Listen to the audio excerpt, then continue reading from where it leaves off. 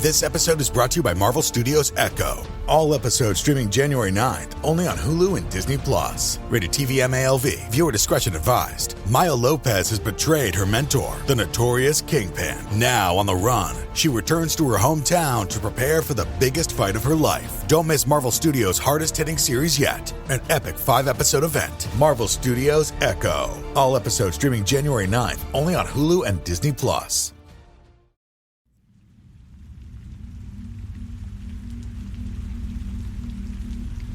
Hello, and welcome to Scare You to Sleep. I'm your host, Shelby Scott. As you can hear, I have a new intro song. I'd like to give a huge shout out and thank you to Bog Witch, who sent me their song, A Swamp Witch's Lullaby, to use as my new intro music. I think it fits the show beautifully. You can find more gorgeously dark musical ambiance by Bog Witch on Spotify. Speaking of Spotify, remember, by October 8th, the show will be Spotify exclusive, which means you will only be able to find me there. There will be more stories by yours truly, as well as this very popular comeback of the Guided Nightmares. I can see everyone's loving them, and I really appreciate it. I'm so happy to help you all sleep in such a different way. Look out for a Guided Nightmare Halloween special on October 13th. Again, only on Spotify. The show will continue to be free, and you can even use Spotify to download the show onto any listening device of your choice if you'd prefer to listen that way. So join me for free on Spotify on October 8th. Now, on to this week's stories. Our first story is so beautiful in an odd way that I believe only my listeners will appreciate. This is by returning author Kenny Toll. I present Decomposition, a love story. Imagine enjoying the finer things in life. An intimate dinner for two in a top-class restaurant. The thrill of driving a sensational Ferrari. A glass or two of fine champagne. And being able to work. John and Nancy sit on their yellow leather sofa and stare at the television screen. Their fingers are interlocked in the casual way that couples who have spent a lifetime together do. The glow from the screen illuminates the wisps of silver hair that flow over Nancy's shoulders. John has long since lost his, but in Nancy's eyes, he will always look like a young Alan Alda. 45 years together. They could hardly believe it. As the hours pass, and the TV turns from programming to late-night advertisements, the flies begin to hover, gently landing on John's cheek, Nancy's ankle, their ears. They met at a dinner party that Nancy's girlfriend held. John was with a different date. He doesn't remember her name now, but Nancy caught his eye. She was sharp and beautiful. They casually argued about something related to the upcoming election. By the end of the night, he had her number, much to the dismay of his date. A week later, John took Nancy dancing. As they moved around the club, it was as if the other patrons had disappeared, and they were alone, dancing to music that only was played for them. They were married 8 months later. When their children look at them now, they see what they want in their future. But the kids are grown and no longer live nearby. If they had, maybe they would have stopped by and found them there, sitting on their couch. The programming on the TV has moved to an old British sitcom. In normal times, they loved this show. Now, it seems distant. 3 days have passed since they sat on the couch. Instinctually, they both know that something is wrong, but neither can seem to say what it is. They know that their skin had turned to a bright, beautiful white. Their eyes have clouded and grayed. Their tongues have pulled back. But other than that, things are pretty much as they always were. They are at least together, fingers locked, watching their favorite shows. The phone has started to ring, but neither John or Nancy can answer it. Or maybe they don't want to. Nancy thinks of a vacation she and John had taken together when they were younger. They had spent years saving for a trip to Hawaii. On their 20th wedding anniversary, they finally made the trip. Those 5 days were filled with nothing but tropical cocktails and sitting by the turquoise water. It's funny how much of a summer vacation is spent sitting, enjoying the surroundings. She realized they were, in their own way, on a form of vacation, splayed on the couch, relaxed, hand in hand. The decay of the body is a rather private event. The things that happen to you are the things that you don't want to share with your neighbor. It's the reason we bury bodies in the earth, where the gradual progression from existence to abyss is kept out of sight, or why we cremate bodies, out of sight, out of mind. By the same token, there's something incredibly romantic about the mutual decay of lovers, when there's nothing left but to look at your partner and think, at least I'm not alone. 6 days have passed. The TV is playing a sleazy teen movie that had come out a few years back. Not exactly the type of thing that John and Nancy would generally enjoy, but under the circumstances, it was at least something to watch. Their fingers had fused together at this point, finally connecting them in the way that they had always felt in their hearts. It was around the 9th day, shortly before one of their children had finally realized something was wrong and used the spare key to find the rotting lovers' bodies on the couch in front of the television, that Nancy decided to get up. Oh my God. Of course, she wasn't really getting up. It was hard for her to explain. It was more a memory, a photograph. That's it, she thought to herself. A photograph of her and John. And in this photograph, she released John's hand and shook him. "Shall we go to the roof?" she asked. "What?" "The roof," he replied. And in this snapshot, she said, "Yes, let me take you there." They stood, leaving their bodies behind, and made their way to the little ladder on the 2nd floor that led them to the roof. The moon was smiling from behind a soft, fluffy bed of clouds. They stood, staring out at the neighborhood where they had spent the majority of their lives. Nancy stared at John. "What now?" he quietly asked. She grabbed his hand. The wind blew down from the hills behind the house, and for the first time in what felt like a lifetime, John and Nancy danced alone to music that was only played for them.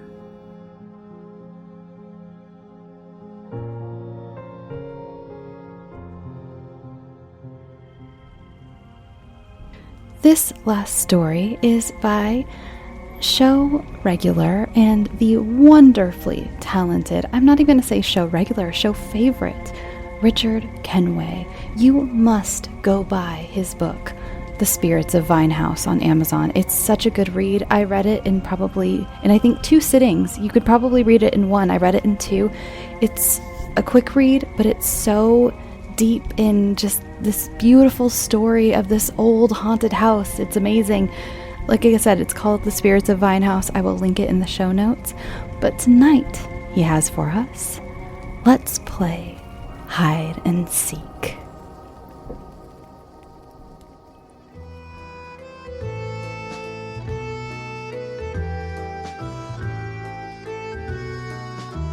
I've never been to France before, and I've always wanted to visit, so you can imagine my excitement when my new girlfriend invited me to come with her and her 2 children to visit her parents.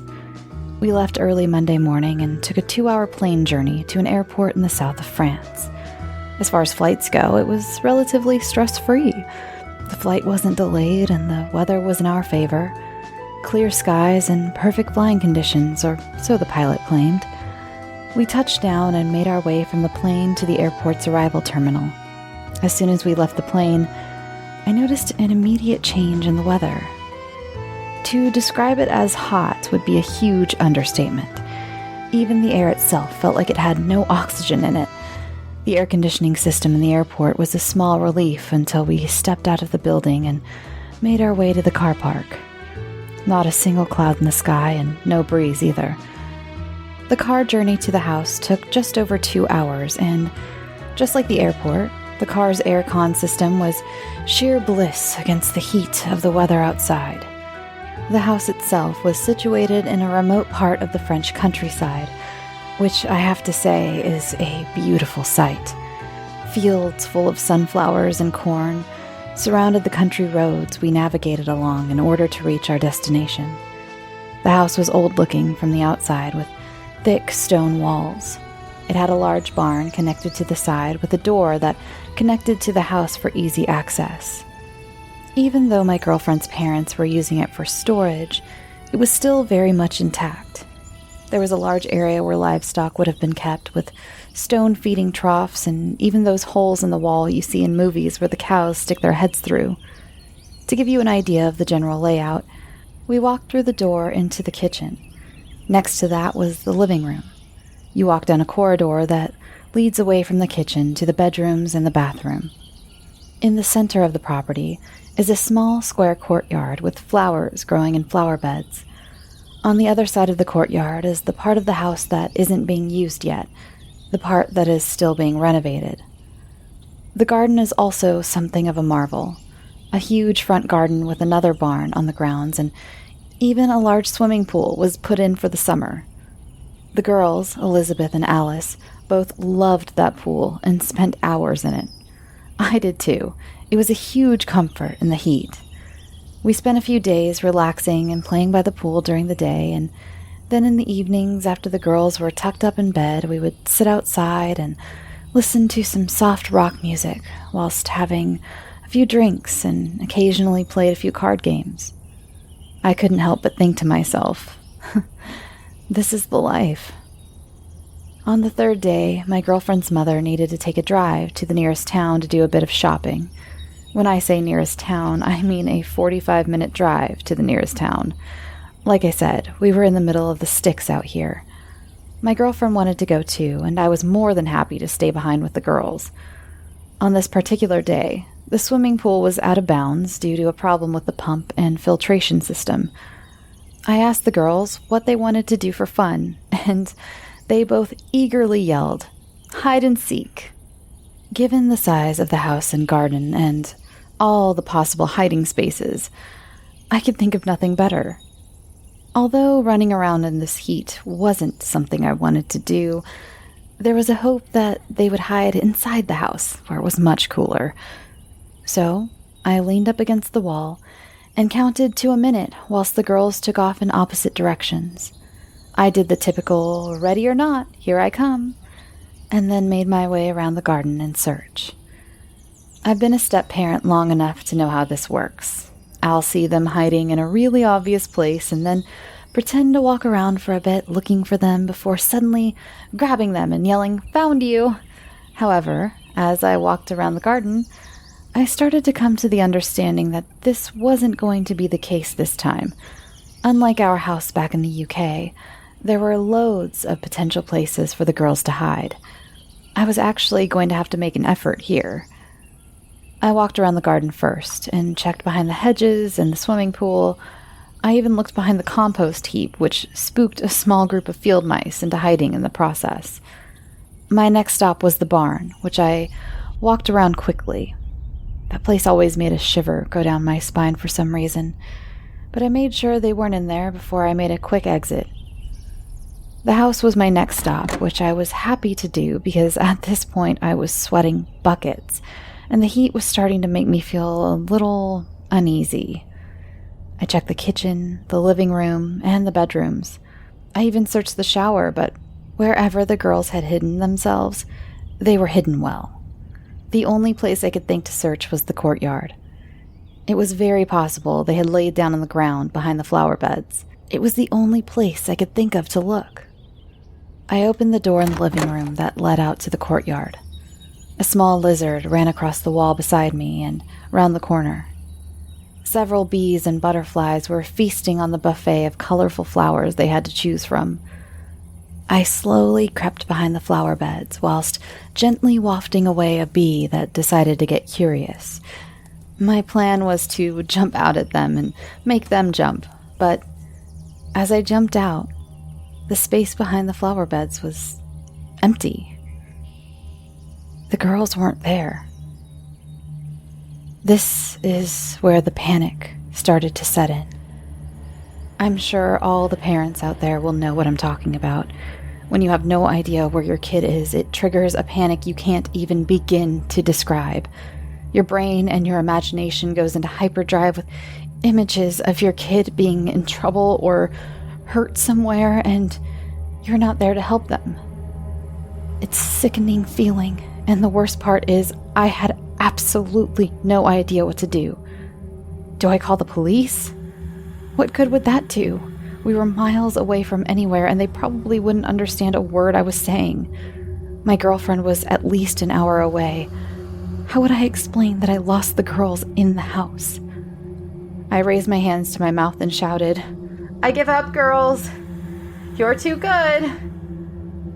Come on out and we'll have an ice cream." Nothing. I got no reply. The promise of ice cream never failed to draw them out from wherever they were, but this time it failed, and now the panic level had tripled. I paced around the courtyard and tried to think of what to do next. It was then I noticed the door to the other side of the house was open. Not wide open, but cracked open just enough to notice it. I could have sworn my girlfriend's mother told me the door was locked, but at the time I guessed someone went in there and forgot to lock it afterwards.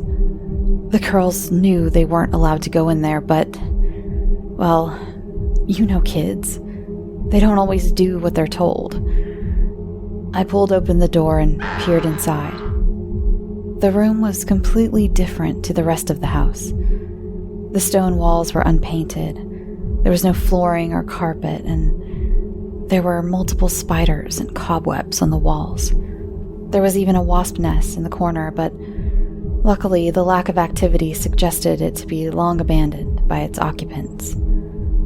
I called out to the girls again, but again, I got no answer. There was another door that led into a room that didn't have any windows. No furniture, nothing. Just a stone room, which I'm guessing would probably be a bathroom eventually. As I stood looking into the room, something shoved me from behind. It was strong enough to push me into the room, at which point the door slammed shut, plunging me into darkness. I turned around and fumbled the door handle. I pulled on that thing like my life depended on it, but the damn thing just would not budge. I even slammed my shoulder into the door a few times, but this thing was solid. My shoulder began to hurt, and I knew there would be one hell of a bruise by the next morning. Suddenly, the door handle became loose, and the door swung open, sending me flying into the next room. The room was full of hornets flying around. There must have been 50 of the things at least, and these things were monstrous in size. If you've ever seen what a Japanese hornet looks like, you'll know what I'm talking about. A sting on my shoulder was enough to jumpstart me from utter shock into action mode, and I made for the door to the courtyard. I opened it and slammed the door shut behind me, trapping the hornets in the room. The few that came out with me whizzed up and over the top of the house. A logical explanation was that maybe I disturbed a nest when I entered, but now that I was outside, I knew something extremely weird was going on. The sky was dark, as in nighttime dark. When I entered that room, it was the middle of the day. Now it was the middle of the night. I stared up at the sky in awe as stars shone over my head. I could still hear the loud buzz of the hornets in the room behind me, but I paid them no attention. I looked down at the courtyard. The flowers were dead, and looked like they had been for some time. Also, in the flower beds were the bodies of several small animals in various stages of decomposition. Rabbits and guinea pigs littered the flower beds like something from a weird zombie movie. I went over for a closer look at the nearest one. A rabbit with long floppy ears, one of them missing, its skull visible through its rotten flesh. An eye was also missing. It was sticking halfway out of the ground like it was in the process of digging its way out. As I leaned over for a closer look, the thing lurched up and made a horrific sound. I fell back with fright and watched as this thing clawed at the ground to get at me. Movement in the corner of my eye confirmed that the other dead animals had also reanimated and were also trying to free themselves from their earthly shackles. A rat-like creature ran up my leg and sank its teeth into my skin. I yelled out with fright and with pain and kicked at the creature with my other leg. I hit it square in the top of its head and its skull smashed to pieces. The other animals were making their way out of the ground now. The rabbit had managed to free itself and was now starting its attack. I didn't hang around for that fight. I got up and ran for the door to the house. I opened it and entered the living room before slamming the door shut as a cat-like skeleton was trying for my leg. I caught it in the door and snapped it in two. Its front half snapped at me with its jaws, but a firm stamp to the head was enough to take it down for good. The rest of the animals clawed at the door in an attempt to get to me. I dropped down to the floor with my back against the door. I rolled up my trouser leg to examine the bite. There was a little bit of blood, but the bite wasn't too serious. The living room was almost completely engulfed in darkness. There was something odd about it as well. A strange smell was in the air, like food that had been left out to spoil. I pulled myself up from the ground and looked about. The furniture was still there, and so was the television screen. On the small coffee table was a folded-up piece of paper. I picked it up and unfolded it. This is what it said. The children's lives are in your hands. To free them from their cage, you'll need the key. To get the key, you must follow the clues. At the bottom of the page were the letters P-T-O. Surprised, I turned the piece of paper over, and where there was a blank piece of paper before, there was now writing. Clue 1. You use me to produce milk for cheese, cream, and yogurt. One of me is holding on to the second clue for you, but don't anger the farmer. He won't be happy.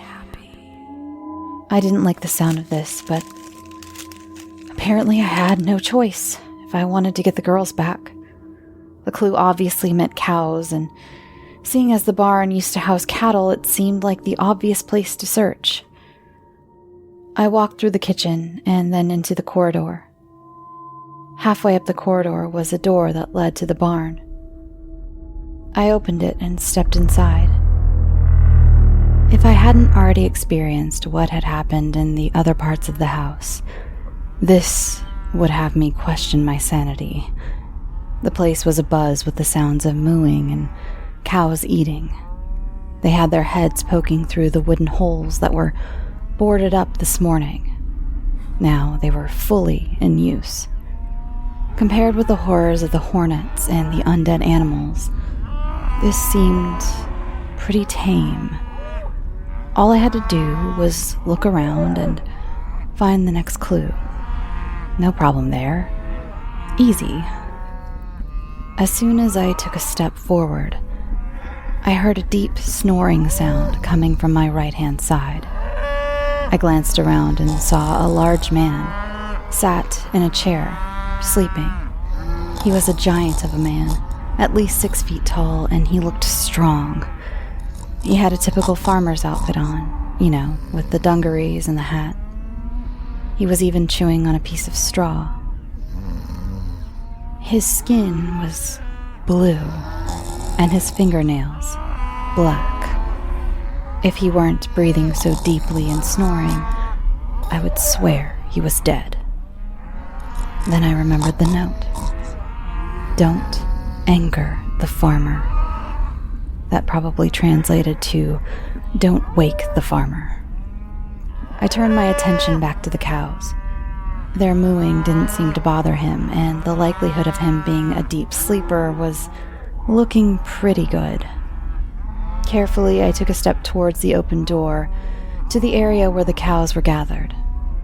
Why they hadn't walked through into this section of the barn was anyone's guess. I stepped into the area. There were about 10 other cows in here, just standing about, chewing away. Few of them looked around at me, but they soon lost interest and went back to what they were doing. I walked around them and examined the ground and the walls. Anywhere someone might leave a note. I thought about checking their food trough, but that would be silly. If someone had put a note in there, the cows would have eaten it. It had to be here somewhere. I looked at the cows more closely to see if there was anything different about any of them. I was right. One of the cows had a bell around its neck, and attached to the bell was a magnet holding a piece of paper. I took a few steps towards the cow. It looked up at me and watched me closely as I approached. When I was almost within reach, the thing turned its head and mooed loudly. "Easy, girl," I whispered in my pathetic attempt at playing the cow whisperer. The cow was having none of it. She turned her head and clumsily ran across to the other side of the barn. The bell clanged as she ran, and I heard from the other part of the barn a low, deep voice. "Who's there? Who's bothering my cows?" I didn't say anything. I stepped back, kept as quiet as possible. A figure entered the doorway and looked around. The farmer had in his hands what looked like a large rake. He stepped into the area and walked amongst the cows. He knew there was someone else in here, and he was looking for them. All I could do to protect myself was crouch down behind the body of a cow and pray he didn't see me. The farmer walked past me, breathing heavily and looking from side to side. I held a hand over my mouth, like they do in the movies, so he wouldn't hear my breathing. My heart was beating so fast, I feared he would be able to find me. He walked up to the cow with the bell on it and gently stroked her head. "I know you're hungry, girl. You'll just have to wait your turn like everyone else." Then, the farmer turned around and walked back the way he came, still looking from side to side as he did so. He left the area, and I heard the wooden chair leg on the concrete floor. A few seconds after that, snoring again.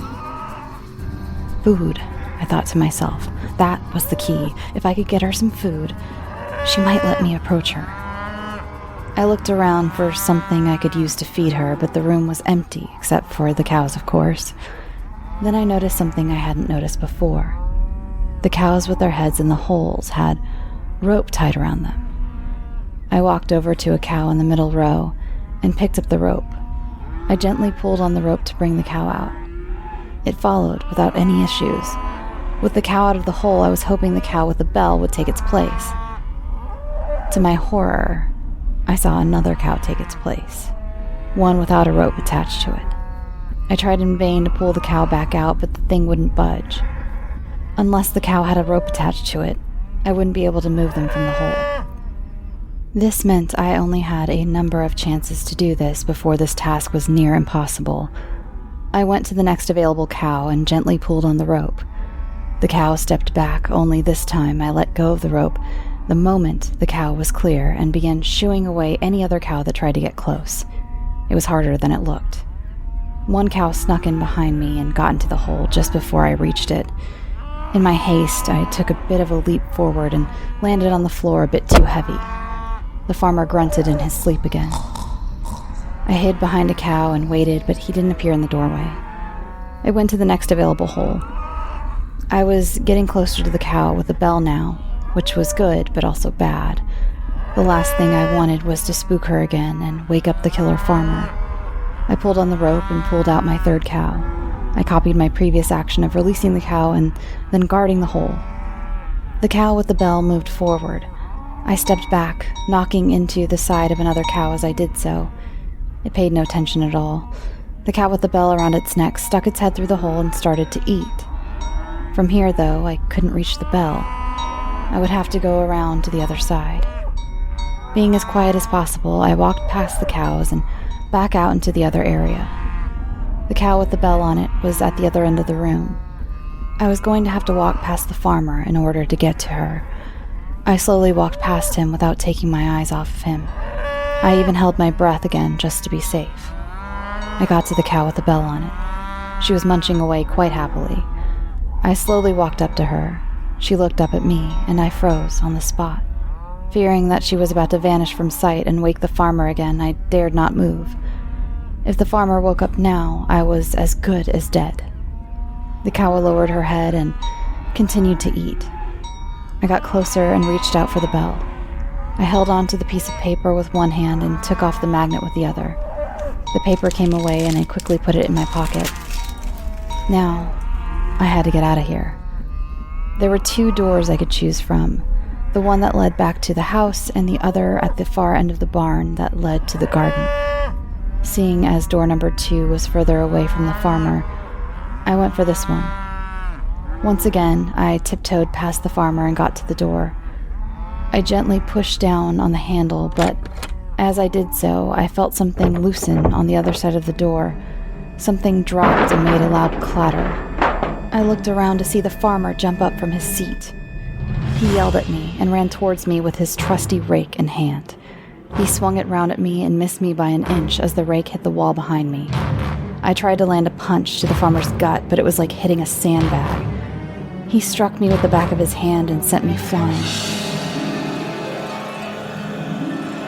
Hey there, it's the new year. You've got mood boards and resolutions, and work is back in full swing, and you don't need any extra stress in your life. And Factor's ready-to-eat meal delivery takes the stress out of meal planning and sets you up for success in the new year. Skip the grocery stores, prep work, and cooking fatigue. Instead, get chef-crafted, dietitian-approved meals delivered right to your door, with over 35 meals to choose from per week, including options like keto, calorie smart, vegan plus veggie, and more. Plus over 55 weekly add-ons. You'll have a ton of nutritious and flavorful options to kickstart your resolutions. Forget frantic lunch preps and rush dinners. Factor's 2-minute meals are your secret weapon in the new year. Fuel up fast with restaurant-quality meals, all delivered right to your door. Factor now offers loads of snack options like breakfast, smoothies, juices, snacks, and more to keep me going no matter what's on the schedule. Skip the overpriced takeout trap. Factor is cheaper and way more delicious than takeout. Get chef-crafted, restaurant-quality meals delivered right to your door. They are ready to heat and eat in just 2 minutes, which means more time for you. Need a special occasion meal? Gourmet Plus is the perfect solution if you're looking for fast, upscale options done easily. When things get hectic, Factor is flexible. Change up your order every week with plans from 4 to 18 meals per week. Or pause or reschedule your deliveries anytime. Stress less over meal times in the new year. Factor's no prep, no mess meals free up time otherwise spent on shopping, cooking, and cleanup. No more wasting time in the kitchen. Not only does Factor offer fast, simple solutions when I'm too busy to cook, they also help me stay on top of my goals. With offerings like Protein Plus and Keto, I can stay on track. This is definitely going to come in handy for my New Year's goals. Factor has everything I need for a week of flavorful, nutritious eats. In addition to ready-to-eat meals, they have cold-pressed juices, smoothies, energy bites, extra protein, veggie sides, and more to keep me energized during frantic times. Head to factormeals.com/scareyoutosleep50 and use code scareyoutosleep50 to get 50% off. That's code scareyoutosleep50 at factormeals.com. As many Scary to Sleep fans know, I've been going through a lot of changes in my life. And one thing I've been doing is getting my finances much more organized, and that includes paring down some of the subscriptions I pay for. It feels like everything is a subscription these days, be it for the gym or streaming services or music, the list goes on, and something that has helped me tremendously is Rocket Money. They not only helped me cancel subscriptions that were a pain to try to do myself. Have you ever tried to deal with some of these companies directly? It's just a headache. Rocket Money also alerts me when the subscriptions I did keep go up in price, giving me the ability to weigh my options and keep those little extras that add up oh so quickly in check. Rocket Money is a personal finance app that finds and cancels your unwanted subscriptions, monitors your spending, and helps lower your bills. I can see all of my subscriptions in one place, and if I see something I don't want, I can cancel it with a tap. I never have to get on the phone with customer service. Rocket Money has over 5 million users and has helped save its members an average of $720 a year with over 500 million in canceled subscriptions. Stop wasting money on things you don't use. Cancel your unwanted subscriptions by going to rocketmoney.com/scareyoutosleep. That's rocketmoney.com/scareyoutosleep. rocketmoney.com/scareyoutosleep. I managed to pull myself back up off the ground just as the rake struck the ground behind me. I ran to the far end of the barn and saw a door that I didn't know was there. I prayed that this door was unlocked. My life depended on this door being unlocked. The farmer was big, but he was also fast and right behind me. I yanked at the door handle and threw it open. I fell to the floor on the outside of the barn and found myself on the other side of the building. The farmer stopped just short of the door and looked down at me with angry, sunken eyes. He grunted before turning around and walking back to his chair in the barn. For some reason, he wouldn't leave the barn to come after me. I got up and closed the door just to put a bit more of a barrier between us. With the threat of the farmer now gone, I walked around the side of the building to the front of the house. Whatever had fallen from the door to wake up the farmer was now gone. There was just enough light to read the note. Well done. Well done. Hope you're not too tired after playing with the cows. The key requires a bit of stamina to reach, and strong lungs. I looked up at the swimming pool. Strong lungs. Made sense to me. I walked across the lawn to the swimming pool and glanced in. If the key were in here, I couldn't see it from here. I was going to have to go in.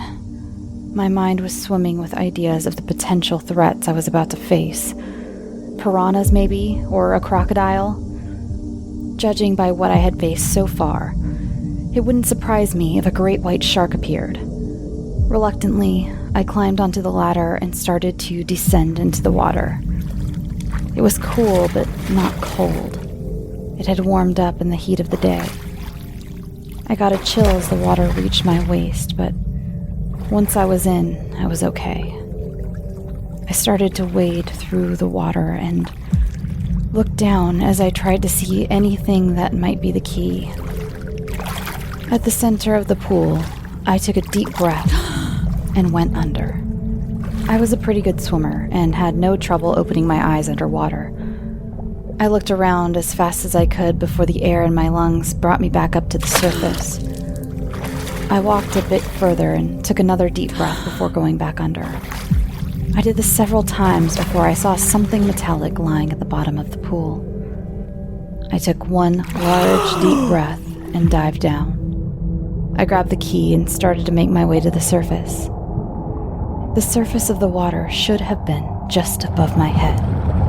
Yet, no matter how hard I kicked and pulled with my hands, I never seemed to be getting any closer to it. The air in my lungs was longing to escape, and when that happened, my body's natural urge would be to take in more air to replace it. Just as the surface drew near, something grabbed my foot and pulled me back down through the water. I looked down to see what had grabbed me, and what I saw made me want to open my mouth and scream. There was a woman with long, dark hair, but her face was terribly decomposed. She looked like she had been in the water for a long time. She had flakes of skin hanging from her body, and her clothes were falling away as well. In my frightened state, the key slid from my hand and dropped towards the figure. At that moment, she yanked me down again, and I fumbled for the key as it slowly sank by. With one quick jerk, I kicked out at the woman with my foot, hitting her in the face. It was enough to make her let go of me, and I pulled and kicked towards the surface. Just as my lungs were about to give up the good fight, my head broke the surface of the water. I released the air in my lungs and took in a large, thankful gasp. The water level was normal again, and I could stand up in the shallow water. I hurried to the ladder and quickly climbed out of the pool. My wet clothes weighed me down, and I tripped over as I stepped off the ladder. I got up quickly and made my way back to the house. I collapsed on the outside decking and held up the key. It was a large brass key, but there was nothing to indicate what the key unlocked. I was stuck and had no idea what I was supposed to do next. As far as I knew, there was nothing on the property that had anything the lock might fit. There was nothing in the barn or the house, but maybe there was something in the garage. With my clothes still sopping wet, I made my way to the garage. Sure enough, on the garage door was a note. You're almost at the end. Slow and steady wins the race. Don't go too fast, or you'll lose ahead. I didn't like the sound of that. I put the key into the lock and opened the door. I then put the key in my pocket and walked into the garage and walked into what I can only describe as Jigsaw's playroom. At the far side of the room was one of those large, steady hand games. The one where you have a metal hoop and you have to guide it along the wire without touching it. A large set of metal bars separated me from the other side of the garage. Behind the bars was a large guillotine-like device. To my horror, I saw the girls were lying on the slab beneath the large blade.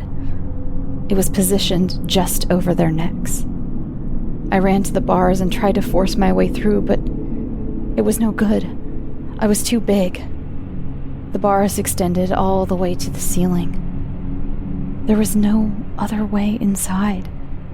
If I wanted to save them, I was going to have to play the game. A large number 3 was spray painted in red on the wall above the game. I passed the room a few times and vented some of my frustration.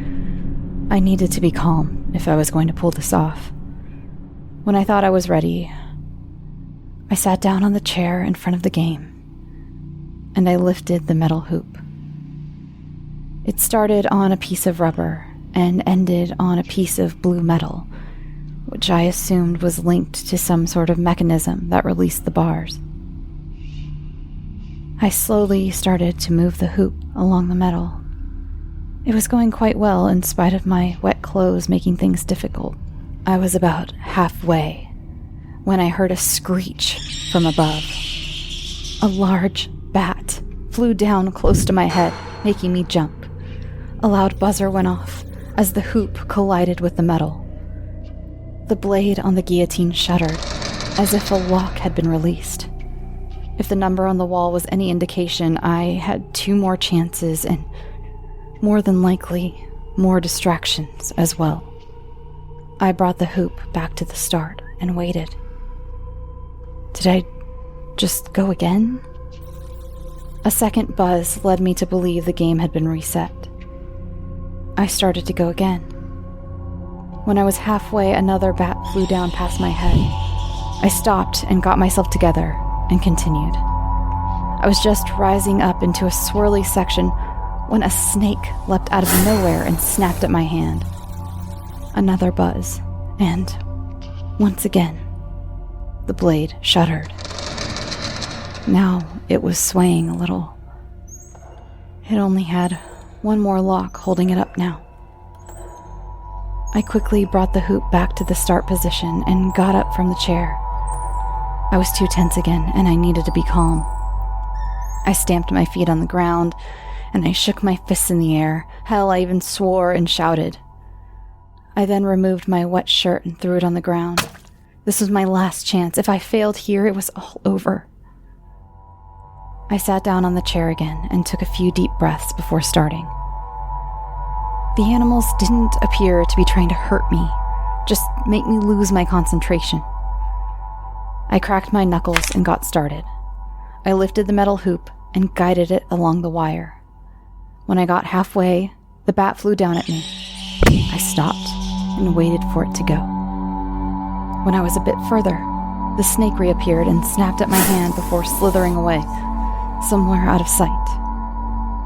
I controlled my breathing and carried on. When I was about an inch away from the end, I saw something approach my arm out of the corner of my eye. I stopped and slowly glanced over. A very large tarantula was making its way up my arm. Goosebumps appeared all over my body, and the hairs on the back of my neck stood to attention. I tried my best to ignore it and continue. I only had a bit more to go. The spider was now on my shoulder, and I could feel one of its legs on my neck. I fought the urge to knock it from my skin, and I slowly brought the hoop down onto the blue metal. There was a loud click, followed by a beep. I knocked the spider from my shoulder and jumped to my feet. The bars started to descend from the ceiling, and I had to wait for them to be low enough for me to get over. I quickly took the girls up in my arms and got them away from that contraption. As soon as I was back over the bars, the blade dropped with a loud thud. I gave it a last look before I left the garage and walked towards the house. I had the girls back, but I didn't know what to do now. There were no more instructions and no indication of how to end this nightmare. The girls were safe, and I wasn't going to let them out of my sight. I took them into the living room and sat down on the sofa. The zombie animals had stopped scratching at the door, which was good. The half a cat that I disposed of earlier was still by the door, but it wasn't going anywhere. I sat on the sofa with the girls in my arms, and I guess I must have fallen asleep, because the next thing I knew, I was being shaken awake by my girlfriend. I woke up to find the girls sat on the floor in front of me, watching the television. They seemed to have no recollection of us playing hide-and-seek, and as far as they were concerned, we came straight in after we waved the women goodbye. I took a deep sigh of relief. It was just a dream. A really horrible, fucked-up dream, but a dream nonetheless. Or at least, that's what I thought. Until I put my hand in my pocket and pulled out the metal key I had used to open the garage door. Engraved on the side of the key were the words, "You win."